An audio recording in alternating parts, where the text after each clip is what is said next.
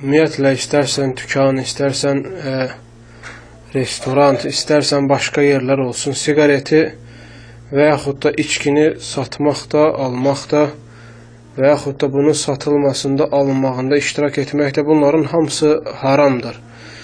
Və bu yoldan gələn pullar da haram qazanclardır. Ona görə də bunları tərk etmək lazımdır.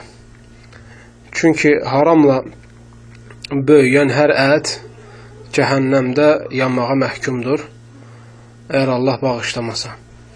Və bunu tərk eləmələrini tövsiyə elərdim, Allahdan qorxmalarını tövsiyə eləyərdim.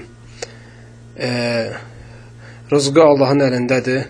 Peyğəmbər sallallahu aleyhi və səlləm deyir ki, kim Allah üçün hər hansı bir haramı tərk eləyərsə, Allah ondan xeyirlisini nəsib eləyər.